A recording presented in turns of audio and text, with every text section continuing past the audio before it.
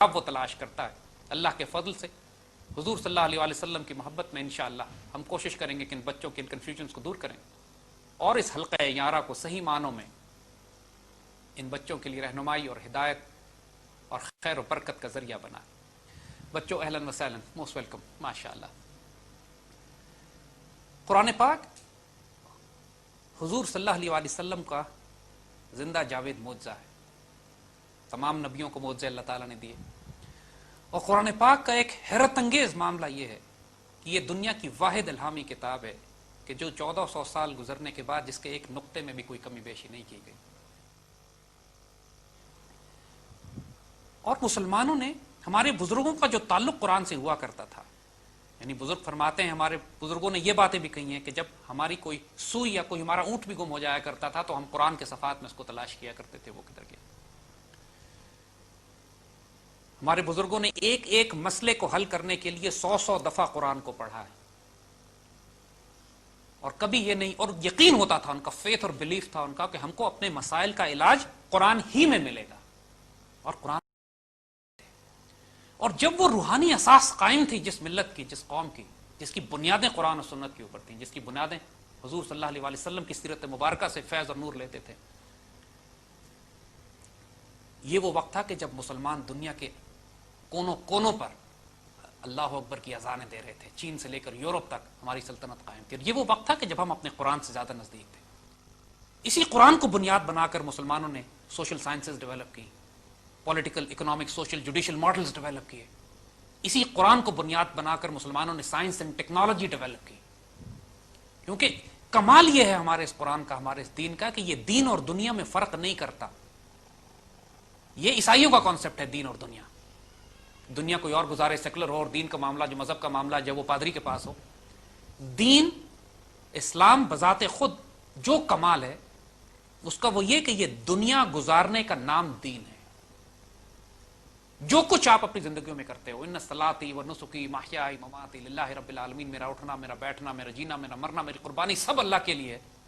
تو جو کچھ آپ کرتے ہو، ایک بندہ مومن کا سونا، اس کا بیوی بچوں میں وقت گزارنا، اس کا جہاد کرنا، اس کا نماز پڑھنا، اس کا قرآن پڑھنا، اس کا سائنس اینڈ ٹیکنالوجی میں ریسرچ کرنا، اگر وہ اللہ کے لیے ہے تو سب دین کا حصہ ہے. کمال ہے بندہ مومن کے ساتھ. اور ہمارے بزرگوں نے قرآن کو اسی طرح سمجھا تھا.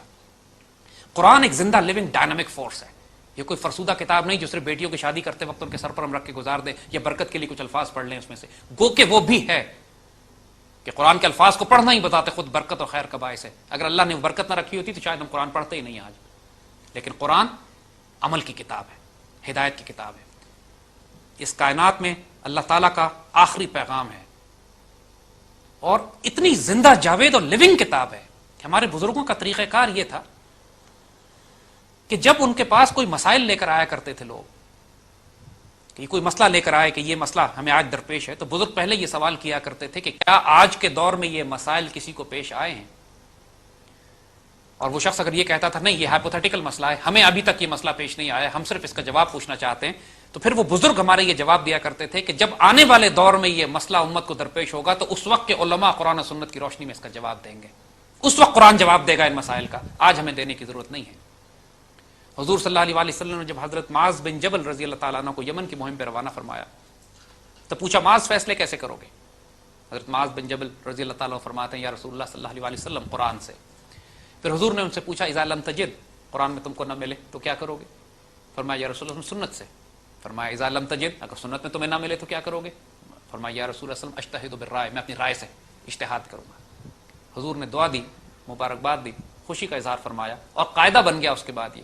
لیکن الفاظ دیکھیے حضور صلی اللہ علیہ وسلم کے کیا ہیں، ترجمے میں غلطی ہو جاتی ہے. حضور نے فرمایا اذا لم تجد، لوگ ترجمہ کرتے ہیں اس کا قرآن میں نہ ہو تو تم کیا کرو گے. بڑی گستاخی اور بے ادبی ہے اس ترجمے کی. حضور نے یہ نہیں فرمایا کہ قرآن میں نہ ہو تو کیا کرو گے، حضور نے فرمایا کہ قرآن میں تم کو نہ ملے تو کیا کرو گے. اذا لم تجد، قرآن میں تو ہے. قرآن ایک بحر بیکران گہرے سمندر کی طرح ہے جو کبھی ختم نہیں ہو سکتا. انسان جتنا نکالتا ہے اپنے ظرف کے مطابق نکالتا ہے، اور یہی وہ قرآن ہے. تو ہم جو اب اس قرآن کی بات آپ سے کر رہے ہیں، مقصد یہ ہے کہ یہ قرآن ہماری بیڈ سائڈ بک بن جائے. یہ قرآن ہمارے لیے اس طرح کھلے، اس طرح ہم قرآن سے باتیں کریں جس طرح ہم اپنے رب سے باتیں کر رہے ہیں، کیونکہ قرآن بھی اللہ کی صفت کلام کا ایک جز ہے۔ اللہ تعالیٰ جب بات کرتا ہے اپنی مخلوق سے تو قرآن کے ذریعے کرتا ہے۔ اللہ تعالیٰ جب آپ سے گفتگو کرتا ہے، بات چیت کرتا ہے، کتنی دفعہ ہوا یہ کہ آپ کو کوئی اللہ سے سوال کرتے ہیں، آپ کوئی جواب تلاش کرنا چاہتے ہیں، قرآن کھولتے ہیں، قرآن کی آیتوں میں اس کا جواب سامنے مل جاتا ہے آپ کو، یہ اللہ بات کرتا ہے آپ سے۔ تو قرآن پڑھنے کے آداب کیا ہیں؟ قرآن کے آداب کیا ہیں؟ قرآن کا ادب کس طرح کرنا ہے؟ اس سے تعلق کیسے قائم کیا جائے؟ بہت سارے سوال آپ لوگوں کے ذہنوں میں ہوتے ہیں کہ ہم تو عربی جانتے نہیں، ہم قرآن کیسے سیکھیں؟ اتنی ترجمے تفاسیر اویلیبل ہیں، ہم کس کو پڑھیں؟ اتنے مسلک و فرقوں میں قوم تقسیم ہو گئی ہے، کون سا ترجمہ تفسیر ٹھیک ہے ہمارے لیے؟ اور پھر ہم جو عربی نہیں جانتے ہیں وہ قرآن کس طرح حاصل کر سکتے ہیں؟ بچوں، قرآن کے بڑے راز ہیں۔ قرآن پاک کا نزول قلب کے اوپر ہوتا ہے، عقل پہ نہیں۔ قرآن کی آیتیں بڑی واضح ہیں اس حوالے سے، جس میں اللہ تعالیٰ ایک موقع پہ فرماتے ہیں کہ یہ لوگ اگر ہم قرآن کو اجمی، جس کا مفہوم ہے کہ اگر ہم قرآن کو اجمی زبان میں نازل کرتے تو یہ لوگ کہتے کہ ہمیں یہ قرآن سمجھ میں نہیں آیا، یعنی اگر غیر عربی زبان میں ہوتا تو عرب کہتے کہ ہمیں تو سمجھ میں نہیں آیا۔ تو ان سے کہیے اجمی و عربی، کیا اجمی اور عربی کی تم بات کرتے ہو؟ جو ایمان لاتے ہیں قرآن ان کے لیے ہدایت اور شفا ہے۔ ایمان، جو ایمان لاتے ہیں ان کے لیے ہدایت اور شفا ہے۔ عربی جاننا، اگر عربی آتی ہو تو قرآن سمجھنا آسان ضرور ہو جاتا ہے، لیکن ہدایت کے لیے عربی جاننا کافی نہیں ہے۔ اگر صرف عربی جاننا کافی ہوتا تو کوئی عرب گمراہ نہ ہوتا۔ آج سب سے زیادہ فتنے میں عرب مسلمان پڑے ہوئے ہیں، حالانکہ وہ قرآن کو نہیں جانتے۔ اور قرآن کا تعلق، قرآن اپنے راز خود بتاتا ہے۔ یہی وہ قرآن ہے کہ جو گمراہ بھی کرتا ہے، یہی وہ قرآن ہے جو ہدایت بھی دیتا ہے۔ یہی قرآن فرماتا ہے کہ یضل بہ کثیرا ویہدی بہ کثیرا وما یضل بہ الا الفاسقین۔ بہت گمراہ ہوں گے، بہت لوگ ہدایت پائیں گے، اور صرف فاسق ہیں جو گمراہ ہوں گے۔ اور پھر قرآن کمال یہ ہے کہ وہ فاسق کی ڈیفینیشن بھی دیتا ہے۔ الذین ینقضون عہد اللہ من بعد میثاقہ، یہ وہ لوگ ہیں جو اللہ سے کیے ہوئے عہد کو عہد کی بات توڑ بیٹھتے ہیں۔ وَيَقْطَعُونَ مَا أَمَرَ اللَّهُ بِهِ يُوصِلَ، اور قطع کرتے ہیں، توڑتے ہیں اس رشتے کو جس کو جوڑنے کا حکم دیا گیا۔ نتیجتاً دنیا میں فساد کرتے ہیں۔ اب جو لوگ قرآن پڑھ کر فساد کر رہے ہیں، فرقے بنا رہے ہیں، اسی قرآن سے لوگ خودکش حملوں کی جسٹیفیکیشن بھی نکالتے ہیں، اسی قرآن سے لوگ مسلمان ملکوں پر حملے کرنے کی جسٹیفیکیشن بھی نکال رہے ہیں۔ فساد کر رہے ہیں، قرآن سے کر رہے ہیں۔ کیوں کر رہے ہیں؟ قرآن اس کی وجہ یہ بتاتا ہے کہ جو اللہ سے عہد انہوں نے کیا تھا اس کو توڑ بیٹھتے ہیں، اور جو رشتہ جوڑنے کے حکم دیے تھے اس رشتوں کو توڑتے ہیں، نتیجتاً دنیا میں فساد کرتے ہیں، اس کے باوجود کہ وہ قرآن پڑھتے ہیں۔ حضور صلی اللہ علیہ وسلم کی حدیث مبارکہ سے یہ بات ثابت ہے کہ آپ نے فرمایا تھا آخری دور میں ایسے علماء ہوں گے کہ جو بدترین مخلوق ہوں گے آسمان کے نیچے، فتنہ ان میں سے اٹھے گا اور فتنہ انہی میں داخل ہو جائے گا۔ قرآن کے الفاظ رہ جائیں گے لیکن ہدایت ختم ہو جائے گی، مسجدیں بھری ہوں گی لیکن ان میں ہدایتیں نہیں ہوں گی۔ تو یہ لازم ہے ہمارے لیے کہ ہم جس فتنے کے دور سے گزر تعلق قائم کریں۔ ہماری نوجوان نسل کو دوبارہ قرآن پڑھنا ہوگا۔ آج کل بچے ہمارے قرآن سے گھبرا گئے ہیں، ڈر گئے ہیں، قرآن پڑھتے نہیں، پڑھتے بھی ہیں تو ترجمے اور تفسیریں، وہ بھی انگلش ٹرانسلیشنز۔ ہدایت اللہ اس میں بھی دے سکتا ہے، لیکن جو الفاظ اللہ نے نازل کیے ہیں وہ عربی میں ہیں، اور بہتر یہی ہے کہ بچے براہ راست ہم قرآن سے اس کی عربی زبان میں بات کریں۔ اور وہ یقین کیجئے، حیرت انگیز معاملہ قرآن کا یہ ہے میرے بچوں، آپ یقین نہیں کریں گے لیکن اس کو کر کے دیکھیے کہ قرآن آپ کے قلب پر نزول کرنا شروع کر دیتا ہے، نازل ہونا شروع ہو جاتا ہے اگر محبت اور ایمان کے ساتھ اس کے آداب پورے کرتے ہوئے انسان قرآن کو پڑھے تو، چاہے آپ کو عربی آئے یا نہ آئے، عربی آپ کو آنی شروع ہو جائے گی۔ اس کا طریقہ کی بتائی، تقریباً 70% الفاظ قرآن میں ایسے ہیں کہ جو اردو میں بھی ہیں، کامن الفاظ ہیں۔ اور اب قرآن کی ایسی ٹرانسلیشنز یا ٹرانسلیٹریشنز آ گئی ہیں کہ جہاں پہ ترجمے کے بجائے ایک ایک لفظ کا ترجمہ، لفظی ترجمہ نیچے لکھا ہوتا ہے۔ مثلا ذالک الکتاب لا ریب فیہ، تو ذالکا کا ترجمہ اس کے نیچے لکھا ہوگا، ال کا مطلب نیچے لکھا ہوگا، کتاب نیچے لکھی ہوگی، لا کا مطلب اس کے نیچے لکھا ہوگا، ریب اور فی اور ہے اس کا مطلب الگ لکھا ہوگا۔ آپ کو یہ معلوم ہو جاتا ہے کہ ایک ایک لفظ قرآن میں اس کا مطلب کیا ہے، اور وہی لفظ رپیٹ ہوتے ہیں پورے قرآن میں۔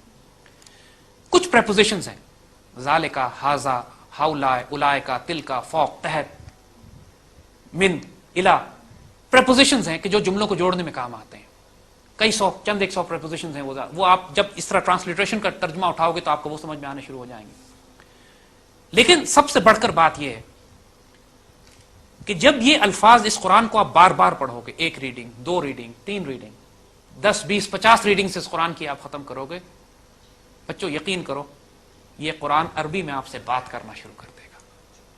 علامہ اقبال فرماتے ہیں میں پوری دنیا کی کتابیں پڑھ چکا ہوں، ان سے بڑا فلاسفر کوئی نہیں تھا وقت میں، دانشور کوئی نہیں تھا، وقت کے درویش، ولی کامل، فقیر وقت، پوری دنیا کی کتابیں پڑھنے کے بعد فرماتے ہیں کہ زندگی کے آخر میں نے ساری کتابیں پڑھی کر دیں اور سب کچھ اب میں قرآن سے لیتا ہوں۔ کسی نے ان سے پوچھا کہ آپ کو یہ قرآن کا فہم، یہ حضور سے تعلق، یہ حضور سے عشق، یہ حضور کی سنت کی وزڈم کیسے عطا ہوئی، یہ آپ نے کیسے سیکھی؟ یعنی قرآن کی تفسیریں تو سب کرتے ہیں، مگر آپ کی جو تفسیر، جو فہم ہے، جو ایک بندہ مومن کی صفات آپ نے بتائی ہیں، جو قرآن کی تفسیر آپ نے کی ہے، جو حضور کی حدیث مبارکہ کی حکمت، اس کی روشنی میں آپ نے بندہ مومن کی صفات بتائی ہیں، آپ نے کیا کیسے؟ فرماتے ہیں میں نے 1 کروڑ مرتبہ حضور پہ درود شریف پڑھا ہے، تم بھی پڑھ لو تمہیں نصیب ہو جائے گا، تمہارا قلب روشن ہو جائے گا، تمہارا وجود میں برکت اور خیر آنی شروع ہو جائے گی۔ تو میرے بچوں کوئی سوال اگر اس حوالے سے کرنا چاہتے ہو قرآن کے حوالے سے تو بسم اللہ۔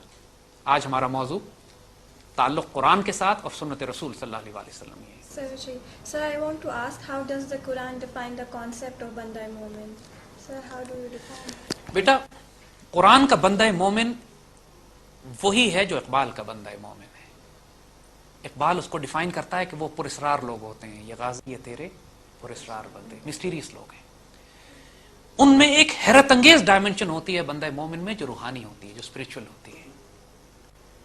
اس کا اخلاق، اس کا کردار، اس کی جلال، اس کا جمال فیسنیٹ کر دیتا ہے۔ دنیا میں یقین کرو، اگر جو ایک قرآن کے بندہ مومن ہے، جو صحابہ کرام نے جس کی پریکٹیکل مینیفیسٹیشن دی، حضور کی سنت مبارکہ نے جس کو ثابت کیا، اور جو اقبال کا بندہ مومن ہے، وہ اتنا حیرت انگیز وجود ہوتا ہے۔ نرم دم گفتگو بھی ہوتا ہے، گرم دم جستجو بھی ہوتا ہے، رزم ہو یا بزم ہو، وہ پاک دل اور پاک باز بھی ہوتا ہے۔ وہ پوری کائنات میں غور و فکر و تفکر و تدبر بھی کر رہا ہے، اس کی ہوتا زمین پر ہے، پاؤں اس کے زمین پر رکھے ہوتے ہیں، لیکن وہ وسعت افلاک میں تکبیر مسلسل بھی دے رہا ہے۔ اقبال قرآن پاک جس کو ڈیفائن کرتا ہے کہ بندوں کی ایٹریبیوٹس یہ ہیں، الذین یذکروا اللہ قیاما وقعودا وعلی جنوب، اللہ تعالیٰ کے وہ ذکر کرتے ہیں اٹھتے بیٹھتے لیٹے ہوئے، وہ یتفکرون فی خلق السماوات والارض، زمینوں اور آسمانوں پر غور کر رہے ہیں۔ They are not idiots, they are genius, پوری کائنات کی تخلیق پر غور کرتے ہیں۔ وہ یقولون ربنا ما خلقت ھذا باطلا، پھر اس نتیجے پہ پہنچتے کہ یا اللہ اس میں انکریڈیبل وزڈم ہے جو آپ نے بنایا، کچھ بیکار نہیں پیدا کیا۔ وہ اس کے رحمان، ترتیب دیکھو اللہ تعالیٰ نے کیا رکھی ہے۔ الرحمن، رحمان وہ ہے علم القرآن، جس نے قرآن سکھایا، خلق الانسان علمہ البیان، اندر داخل کر دیا ہے۔ تو جب انسان وہ شرائط پوری کرتا ہے کہ جو قرآن نے خود لکھی ہے، کہ انسان جب قرآن سے ہدایت لینے کے لیے یہ شرائط پوری کرے گا، اللہ سے کیے وہ عہد کو عہد کے بعد بھلائے گا نہیں۔ کون سا عہد ہے یہ؟ سورہ الاعراف کی 172 آیت میں وہ عہد آتا ہے، الستو بربکم، عہد الست جسے کہتے ہیں۔ جو عہد الست لیتے وقت انسانوں نے اللہ تعالیٰ سے عہد کیا تھا، اللہ نے سوال کیا الستو بربکم، ہم نے کہا بلا، جی آپ ہمارے رب ہیں۔ وہ عہد الست جب ہم مسلمان ہوئے، اس دنیا میں آئے، تو سب سے پہلے ہمیں اسی عہد کی تجدید کرائی گئی ہے اپنے کلمے کے پہلے حصے کی شکل میں، لا الہ الا اللہ، نہیں ہے کوئی الہ، نہیں ہے کوئی محبوب، نہیں ہے کوئی مقصود، نہیں ہے کوئی خدا سوائے اللہ کے۔ یہ عہد الست کی تجدید ہے۔ اسی لیے حضور صلی اللہ علیہ وسلم نے فرمایا کہ جس کی حدیث شریف ہے، جس کا مفہوم ہے کہ افضل الذکر لا الہ الا اللہ، بہترین ذکر یہ ہے کہ انسان لا الہ الا اللہ کا ذکر کرے اور کثرت سے اپنے ایمان کی تجدید کرتے رہو۔ مسلمانوں کو حکم دیا گیا ایمان کی تجدید کرنا کیا ہے؟ اپنے آپ کو یاد کراتے رہو کہ اللہ کے سوائے تمہارا کوئی محبوب، کوئی مقصود، کوئی مطلوب، کوئی الہ، کوئی محبت کرنے والا، کوئی مقصود تمہارا نہیں ہے سوائے اللہ کے۔ اور اگین یہ وہی عہد ہے جس کی تصدیق آپ کرتے ہیں، عہد الست میں جو آپ نے عہد لیا تھا۔ تو قرآن پاک جو 3 شرطیں بتاتا ہے ہدایت کی، کہ یہ قرآن گمراہ بھی کرے گا، یہ قرآن ہدایت بھی دے گا، یضل بہ کثیرا ویہدی بہ کثیرا وما یضل بہ الا الفاسقین، صرف فاسق ہیں جو گمراہ ہوں گے۔ تو فاسق کی پہلی ڈیفینیشن یہ بتائی جاتی ہے کہ اللہ سے کیے ہوئے عہد کو عہد کے بعد بھلا ڈالتے ہیں، یعنی ان کا کلمہ مکمل نہیں ہوتا، کلمے کا پہلا حصہ لا الہ الا اللہ مکمل نہیں ہے۔ اور دوسری شرط یہ ہے کہ اس رشتے کو توڑتے ہیں جس کو جوڑنے کا حکم دیا گیا تھا۔ اب کامن سینس بھی یہ کہتی ہے کہ جب پہلا حصہ لا الہ الا اللہ ہے تو دوسرا وہ مبارک رشتہ جس کو جوڑنے کا حکم دیا گیا ہے وہ محمد رسول اللہ ہی ہوگا، یعنی حضور سے نسبت اور تعلق قائم۔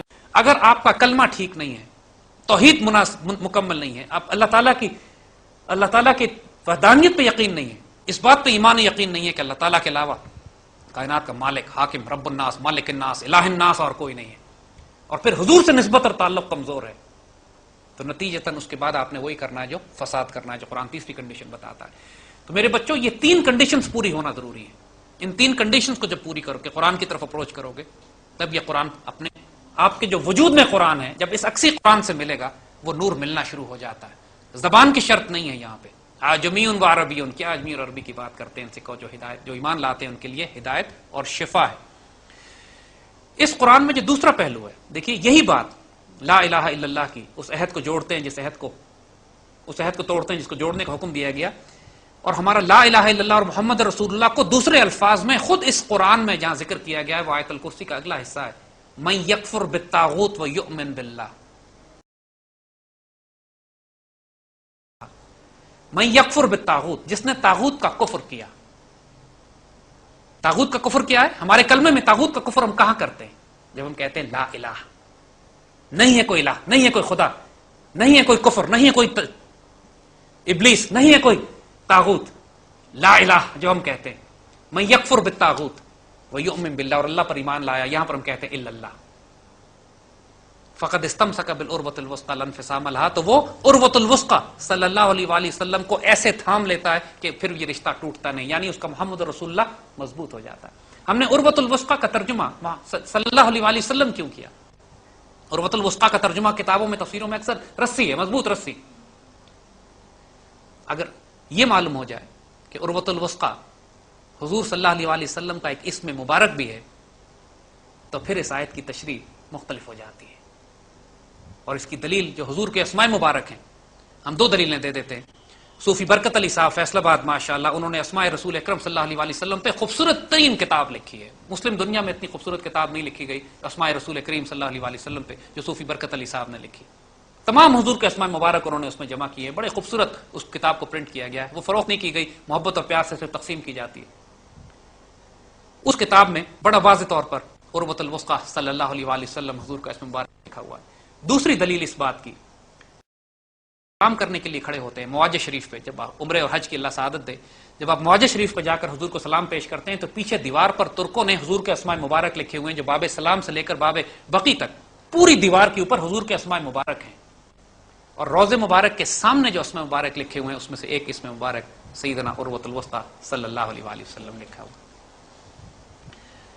تو میرے بچوں, قرآن اپنے راز کھولنا شروع کرتا ہے اگر انسان کا لا الہ الا اللہ درست ہو اور اس کا نسبت رسول حضور صلی اللہ علیہ وآلہ وسلم سے تعلق مضبوط ہو, پھر وہ فساد نہیں کرتا, پھر یہی قرآن اس کے لیے کھلنا شروع ہو جائے گا. قرآن سے یہ تعلق رکھو, یہ قرآن آپ کو اپنے ایسے ایسے راز کھولے گا. آئندہ آنے والے دور میں اگر امت رسول صلی اللہ علیہ وآلہ وسلم نے عروج حاصل کرنا ہے تو ہمارا مرکز, ہماری بنیاد صرف قرآن پر ہوگی. اور قرآن کی تشریح, قرآن کی ڈیفینیشن, آج کی دنیا میں قرآن کو اپلائی کیسے کرنا ہے, یہ ہم کو سیرت مبارکہ اور سنت مبارکہ سے ملے گا. ایک مرتبہ ایک صحابی عائشہ صدیقہ رضی اللہ تعالیٰ عنہ کے پاس آئے, فرمایا رسول اللہ صلی اللہ علیہ وآلہ وسلم کے اخلاق کیسے تھے؟ سیدہ عائشہ طاہرہ نے جواب فرمایا, کیا تم نے قرآن نہیں پڑھا؟ جو قرآن, تو یہی ہمارا مشن سٹیٹمنٹ ہے, یہی ہمارا آبجیکٹو ہے, یہی ہمارا کانسٹیٹیوشن ہے, یہی ہمارا آئین ہے, قرآن و سنت.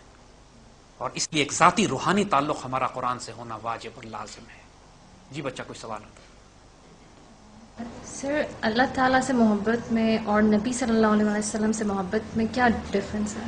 بیٹا بہت خوبصورت سوال. اللہ کی محبت اور رسول صلی اللہ علیہ وسلم کی محبت میں کیا فرق ہے؟ کوئی فرق نہیں ہے. اللہ کی محبت کا اظہار ہوتا ہی حضور سے محبت سے ہے. قرآن پاک میں ایک آیت ہے, قرآن کی آیت ہے, الذین آمنوا اشد حب للہ, جو لوگ ایمان لاتے ہیں وہ شدید ترین محبت اللہ سے کرتے ہیں.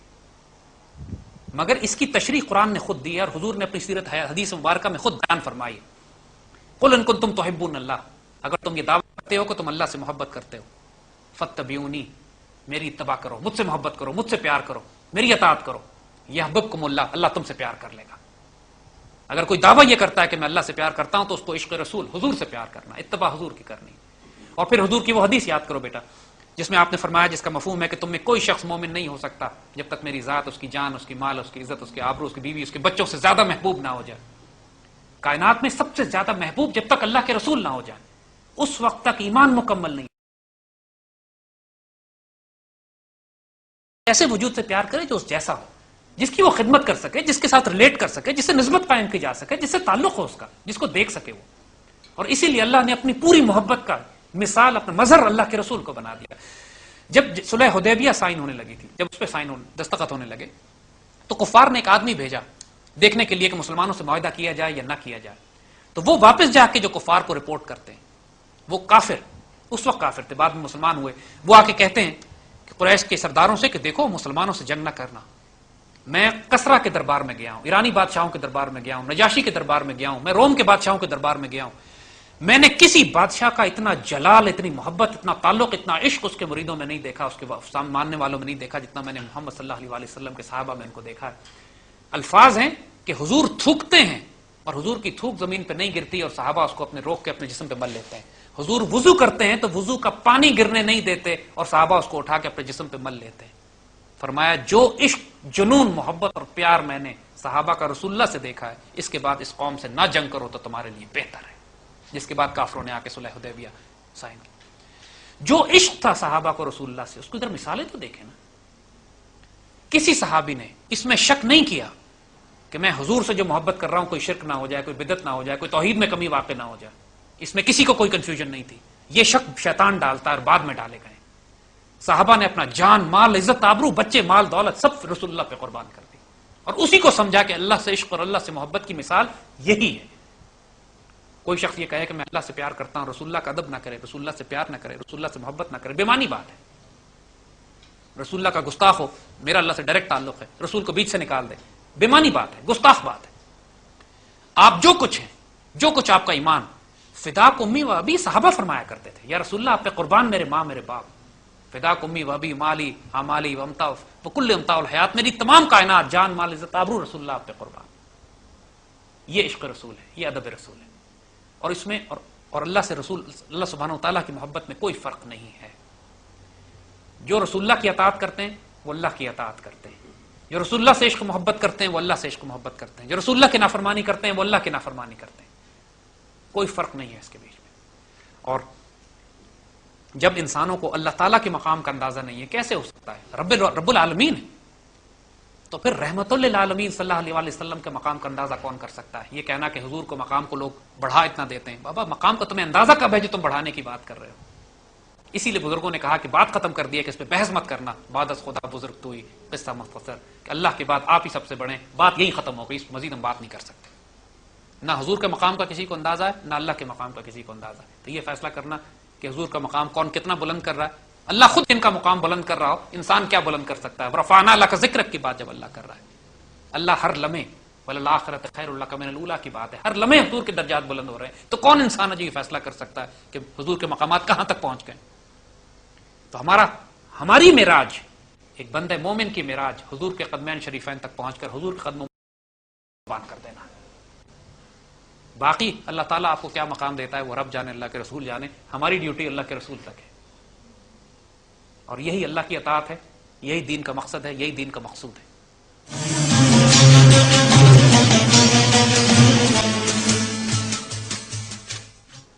بسم اللہ بیٹا، کوئی اور سوال؟ ہمارے معاشرے میں آج کل لادینی خیالات، سیکولر خیالات کا بہت زیادہ پرچار کیا جا رہا ہے کہ جیسے دنیا اور دین جو ہے یہ علیحدہ علیحدہ ہے. تو ہم قرآن کی روشنی میں، قرآن کی مدد سے اس سب کا کیسے مقابلہ کریں؟ بیٹا میری جان، قرآن کا تو ایسنس ہی یہی ہے. جس پوری دنیا میں جب کفر مسلمانوں کے نظریات اور اساس پر حملے کرے گا تو آپ کو قرآن سے دور کرے گا. علامہ اقبال اس پر رو پڑے تھے، چیخ پڑے تھے اس بات پر جب انہوں نے یہ فرمایا کہ اللہ تعالیٰ کو مخاطب کر کے کہتے ہیں کہ مالک آپ کے احکامات تو برحق ہیں مگر اپنے مفسر، مگر ہمارے جو مفسر ہیں تاویل سے بناتے ہیں قرآن کو پاجن، انٹرپریٹیشن کر کے، تاویلیں کر کے قرآن کو سنسکرت کی کتاب بناتے ہیں. سمجھ نہیں آتی کہ وہ کیا رہا ہے. اللہ کو مخاطب کر میرا اللہ میاں آپ نے ترجمہ نازل کیا یا آپ نے قرآن نازل کیا؟ تو اسی لیے ہم انسسٹ کر رہے ہیں اس بات پر کہ ہمیں قرآن کی روحانی اساس پہ جانا ہے اور قرآن پاک کو اس طرح پڑھنا ہے جس طرح علامہ اقبال کے والد نے ان کو نصیحت کی تھی. ایک مرتبہ علامہ اقبال قرآن پڑھ رہے تھے تو ان کے والد قریب سے گزرتے پوچھتے کیا کر رہے ہو؟ اقبال حیران ہوئے کہ نظر آ رہا ہے سب کو میں قرآن پڑھ رہا ہوں. کچھ نہ خاموشی کے والد قرآن پڑھ رہا ہوں. تھوڑی دیر بعد والد گزرے, پوچھا کیا کر رہے ہو؟ قرآن پڑھ رہا ہوں. تھوڑی دیر بعد گزرے, کیا کر رہے ہو؟ قرآن پڑھ رہا ہوں. پھر جب اقبال نے قرآن پڑھنا بند کیا تو ان کے والد ان کو روک کے کہتے ہیں بیٹا ادھر آؤ, قرآن اس طرح پڑھا کرو جیسے تم پر نازل ہو رہا ہے. میرے بیٹے ایک بات یاد رکھنا, علم کے لیے نازل نہیں ہوا, حضور کے صدقے, حضور کی برکت سے ہمارے لیے نازل ہوا ہے. قرآن ہمارے لیے کہ ہم ہدایت آئیں. حضور نے کیا ہدایت حاصل کرنی ہے قرآن سے؟ حضور کے صدقے تو کائنات کو ہدایت ملنی ہے. اور اسی لیے قرآن جو بہت بڑا تحفہ قرآن سمجھنے کے لیے اللہ تعالیٰ عطا فرماتا ہے, اس کو قرآن ہی کے الفاظ میں شرح صدر کہتے ہیں. موسیٰ علیہ السلام نے بھی جو اللہ تعالیٰ سے دعا فرمائی وہ شرح صدر کی فرمائی کہ اللہ تعالیٰ سینہ کھول دے کہ دین کی حکمت ہمیں سمجھ آنے لگے. جو تحفہ اللہ تعالیٰ نے حضور کو عطا فرمایا, الم نشرح لک صدرک, کیا ہم نے آپ کا سینہ شرح صدر نہیں فرما دیا, سینہ نہیں کھول دیا؟ یہ اتنا بڑا تحفہ ہے اللہ کی طرف سے کہ جس کی اہمیت کو لوگ نہیں سمجھتے کہ اللہ سے شرح صدر طلب کرنا پڑتا ہے. اور شرح صدر طلب ہو جائے تو اس کا مطلب ہے کہ اللہ دین کے سمجھنے میں آسانی فرما دیتا ہے. انسان کے آگے کائنات کے راز کھولنے لگتے ہیں, قرآن اپنے راز کھولنے لگتا ہے. There is a gift. قرآن کی ایک آیت ہے جس کا مفہوم ہے افمن شرح اللہ صدر للاسلام, جس مفہوم اس کا یہ ہے کہ جس کا سینہ اللہ نے اسلام کے لیے کھول دیا ہے, فہو علی نور من ربہ, تو وہ اپنے رب کی طرف سے ایک نور پہ ہے. فویل للقاسۃ القلوب من ذکر اللہ, تو تباہی ہو, بربادی ہو ایسے پتھر دلوں کے لیے جو اللہ کے ذکر سے غافل ہے. یعنی اس سے یہ بات ہمیں اس آیت سے ہمیں بڑی واضح بات ملتی ہے کہ شرح صدر کے لیے, نور پر آنے کے لیے, دلوں کو نرم کرنے کے لیے اللہ کا ذکر لازم ہے. وہ جس کا سینہ اللہ نے شرح صدر کر دیا ہے, سینہ کھول دیا ہے اسلام کے لیے, اور وہ اپنے رب کی طرف سے ایک نور پہ ہے, تو پھر تباہی ہو, بربادی ہو ایسے پتھر دلوں کے لیے کہ جو اپنے اللہ کے ذکر سے غافل ہے. اور یہاں پہ پھر یہ اللہ کے ذکر کی اہمیت ہم کو دوسری اس طرف نظر آتی ہے کہ قرآن کو سننے اور سمجھنے کی ممکن نہیں ہے جب تک آپ حضور کی سنت مبارکہ سے وزڈم اور حکمت, سنت کی حکمت حاصل نہ فرمائیں. صحیح بات ہے, سنت کے بغیر تو قرآن نہیں سمجھا جا سکتا, مگر سنت کی حکمت کیسے حاصل ہو؟ جس طرح قرآن پاک نے اپنی 3 شرطیں لگائی ہیں کہ قرآن سے ہدایت وہی پا سکتے ہیں, بہت سے گمراہ ہوں گے, بہت سے ہدایت پائیں گے. گمراہ ہوں گے وہ اللہ سے لا الہ الا اللہ اور محمد میں فساد برپا کریں گے. اسی طرح سنت مبارکہ بھی ہے کہ سنت مبارکہ کی وہ آیت آپ سب کو آدھی آیت یاد ہے, پوری آیت ہمیں پتہ نہیں کیوں پوری آیت نہیں پڑھاتے. آدھی آیت اس کی یہ ہے لقد کان لکم فی رسول اللہ اسوۃ حسنہ, بے شک رسول اللہ صلی اللہ علیہ وسلم کی سنت میں تمہارے لیے بہترین نمونہ ہے. لیکن کس کے لیے؟ لمن کانا, آگے کنڈیشنز ہیں. جس طرح قرآن سمجھنے کی 3 کنڈیشنز ہیں, اس طرح سنت مبارکہ سے بھی حکمت اور نور لینے کی 3 کنڈیشنز ہیں. لمن کانا یرجو اللہ والیوم الآخر وذکر اللہ کثیرا, جو اللہ کو چاہتا ہے, آخرت پر ایمان لاتا ہے اور اللہ کا ذکر کثرت سے کرتا ہے. یہاں بھی اللہ کا ذکر کثرت سے آ گیا, یہاں بھی کثرت سے اللہ کا ذکر کرنے کی بات ہے. وہ جو کثرت سے اللہ کا ذکر جو حضور کی حدیث شریف میں آئی یہ بات, وہ جو پہلے والے قرآن پاک کے حوالے سے بھی آیا تھا, افضل الذکر لا الہ الا اللہ, کثرت سے اللہ کا ذکر کرو. کثرت سے انسان اپنے عہد کی تجدید کرے, کثرت سے انسان اس بات کو یاد کرے الستو بربکم, بلا ہم نے کہا تھا جی ہاں رب آپ ہمارے مالک ہیں. اور اسی طرح حضور کی سنت مبارکہ سے حکمت لینے کے لیے بھی 3 شرطیں, یرجو اللہ, اللہ کا طالب ہو, الیوم الاخر اور آخرت کا, اور ذکر اللہ کثیرا, اور اللہ کا ذکر کثرت سے کرتا ہو. جب انسان اس ذکر قلبی پہ جاتا ہے, پھر یہاں پہ وہی سوال پھر وہی آ جاتا ہے کہ قلب کیا ہے. پھر یہ چیزیں کھلتی چلی جاتی ہیں. یہی قرآن پڑھنے کے آداب ہیں اور سنت مبارکہ سے حکمت لینے کے آداب, کہ انسان کے جب ریالٹی آف مین, جو انسان کی اصل حقیقت ہے جو انسان کے وجود میں بستی ہے, کیوں یہ جسم تو کور ہے نا, کنٹینر ہے صرف, ایک ریالٹی تو نہیں ہے. ریالٹی تو انسان کے وجود میں ہے. اقبال نے بڑا خوبصورت اس پہ ایک شعر کہا تھا, حیرت انگیز شعر ہے اقبال کا, اگر نہ ہو الجھن تو کھول کے کہہ دوں. انسانوں کو الجھن ہو جاتی ہے, اگر نہ ہو الجھن تو کھول کے کہہ دوں, وجود حضرت انسان نہ روح ہے نہ بدن. یہ انسان کی جو حقیقت ہے نہ روح ہے نہ بدن, اس کی حقیقت کچھ اور ہی ہے. فنفخت فیہ من روحی، جب اللہ کہتا ہے کہ میں نے اپنی روح اس کے اندر پھونکی، تو پھر اس ریالٹی میں جو انسان کی حقیقت اس کے اندر بستی ہے، جس میں قلب منیب ہے، قلب سلیم ہے، قلب شہید ہے، نفس امارہ ہے، نفس لوامہ ہے، نفس مطمئنہ ہے، جب یہ تمام کیفیات انسان کے وجود میں ہیں، کسی کا نفس امارہ کیا ہے، لوامہ کیا ہے، مطمئنہ کیا ہے، قلب منیب سلیم اور قلب شہید کیا ہے، یہ چیزیں میرے بچوں فقہ کی نہیں ہیں. ان کا تعلق انسان کے وجود کی قلب کی صفائی سے ہے، جس کے لیے اصطلاح قرآن میں جو استعمال ہوئی ہے وہ تزکیہ کی ہے، پیوریفیکیشن. اور یہاں پہ پھر وہ سوال آتا ہے کہ پھر انسان جب قرآن پڑھنے کے لیے بیٹھتا ہے تو اس میں تزکیے کی کیا اہمیت ہے؟ انسان کے قلوب کا تزکیہ، انسان کا شرح صدر، اس کی فکر اور سوچ کی پاکیزگی. طہارت ظاہری صفائی ہے، تزکیہ ہمیں وضو کرنا پڑتا ہے نا، یہ ظاہری صفائی ہے. لیکن قرآن سمجھنے کے لیے شرح صدر کے ساتھ، شرح صدر جو چاہیے وہ تزکیے سے نصیب ہوتا ہے.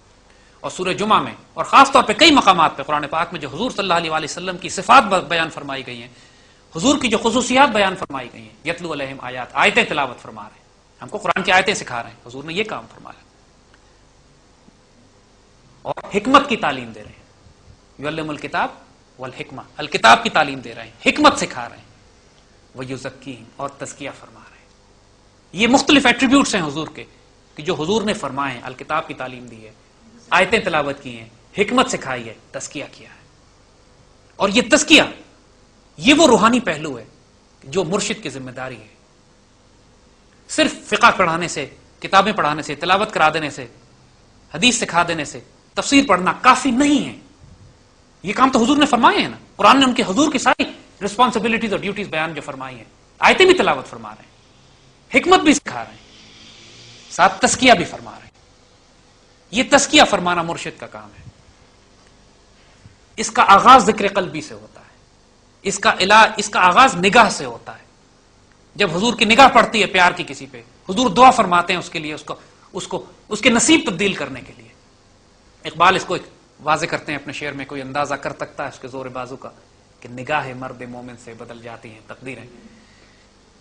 تو حضور جب نگاہ فرماتے ہیں پیار کی کسی پر، جب حضور کسی پر پیار کی نگاہ فرماتے ہیں، محبت اور عشق کی نگاہ ڈالتے ہیں، رحمت اور شفقت کی نگاہ ڈالتے ہیں، نصیب بدل جاتے ہیں، تقدیریں بدل جاتی ہیں، سینہ کشادہ ہو جاتا ہے، دل کھل جاتے ہیں، فہم، فکر، سوچ ماشاءاللہ پاکیزہ ہو جاتی ہے. اور پھر قرآن کی فہم اور سوچ آنا شروع ہو جاتی ہے. ایک مرتبہ ایک گروہ، ایک جماعت حضور کے پاس پہنچتی ہے زکوٰۃ لے کر. تو حضور اس سے فرماتے ہیں کہ زکوٰۃ کو لے جاؤ اور اپنے علاقے کے غریب لوگوں میں تقسیم کر دو.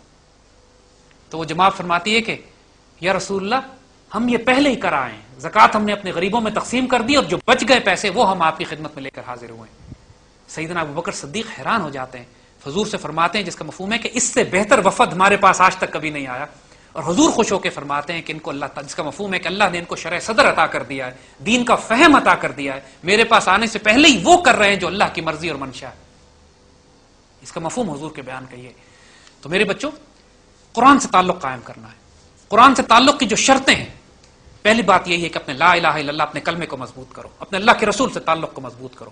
اللہ کے رسول سے تعلق مضبوط ہوتا ہے درود شریف کی کثرت سے. اللہ سے تعلق مضبوط ہوتا ہے ذکر اللہ، لا الہ الا اللہ کی کثرت سے. اللہ کے رسول کی سنت کی حکمت اس وقت ملتی ہے جب انسان اللہ کا ذکر کثرت سے کرتا ہے. اور اس تمام، جب اللہ تعالیٰ، پھر اللہ تعالیٰ سے شرح صدر طلب کرو. اور اس سارے شرح صدر، حکمت، ذکر کے ساتھ ایسا استاد، ایسا مرشد تلاش کرو کہ جو آپ کو نگاہ مرد مومن سے آپ کی تقدیر آپ کے لیے آسان فرما دے. انشاءاللہ قرآن کھلے گا، اس پر اور بات کریں گے. اللہ آپ کا حامی و ناصر ہو، اللہ آپ کا محافظ و نگہبان ہو. انشاءاللہ العزیز آئندہ ملاقات کریں گے. اللہ آپ کا حامی و ناصر ہو. اگلی ملاقات تک اجازت دیجیے. السلام علیکم ورحمۃ اللہ.